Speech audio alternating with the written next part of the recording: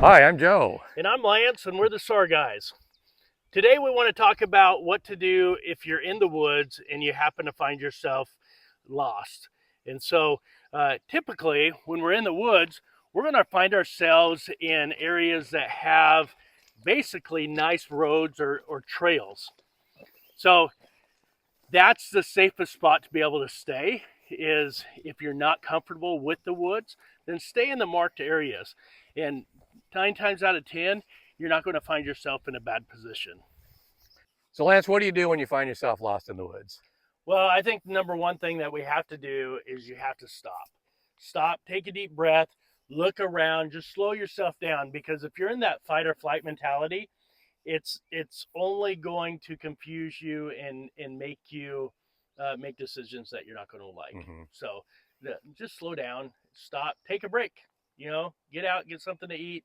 Just allow your body to just calm down. Right. Sit down. Don't be Yep, standing up. Don't walk around. Just relax. absolutely.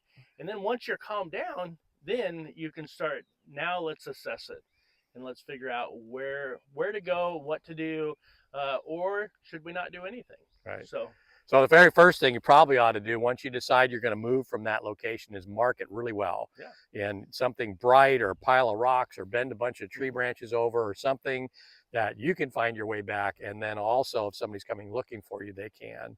And if you're going to go away from that spot, you should probably go to where you can see it from. So just take off in a certain direction, whatever direction it is. If you have a compass, stay in a straight line. If you don't, pick something off in a distance the way you think you need to go and head that direction, but stay in sight of Yeah. that other location.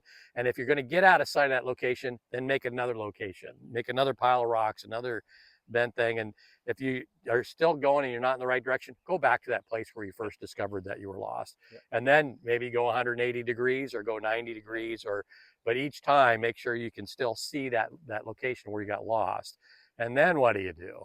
Well, I think it's called the wagon wheel mentality. Mm-hmm. If the wagon wheel is not working, you're always coming back to that hub.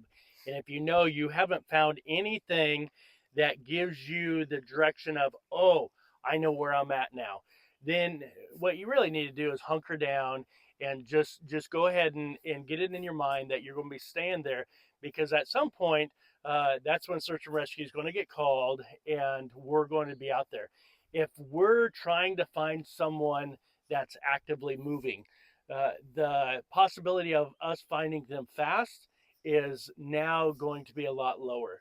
If you're in one spot and we can come and find you and we're not having to track you all over the place, uh, then we can find you a lot So quicker. you kind of skipped the spot. So you said we're going from the spot of now you realize you're lost and you're sitting down, Mm-hmm. and then search and rescue is going to find you. Yeah. How does search and rescue know to find you? Well, if you can, so there's been some really interesting people are coming up with some great ideas. I just read a report of a guy flying his drone up in the air with his phone attached to it and hit 911. Uh-huh. It was amazing. I mean, what a cool idea. But if you can dial 911, and usually, even if your phone doesn't show that you have service and you can hit 911, sometimes they'll grab those emergency towers and Uh-huh. allow that. Uh-huh. If you can make noise, if you're where no one can hear you, then just stay put. Right. The best thing is if you're going in the woods, know what you have, and so you should be prepared for emergencies like this.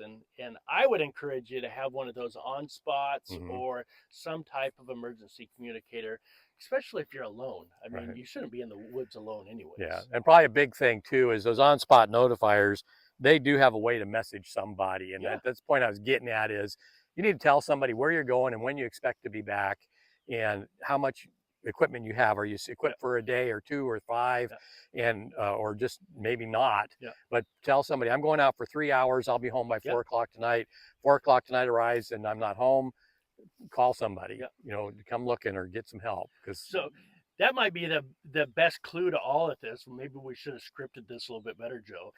The best way to get yourself found if you're lost is by what you do before you go in the woods. Exactly. So I mean that's really it. I mean that's why a lot of trails have the logs and that at Right. the Sign trailheads ins. is Yep. the sign-ins, and so they know they can go back and look and go, ah, this guy hasn't been here in a couple days. Right. So let's summarize it. So Mm-hmm.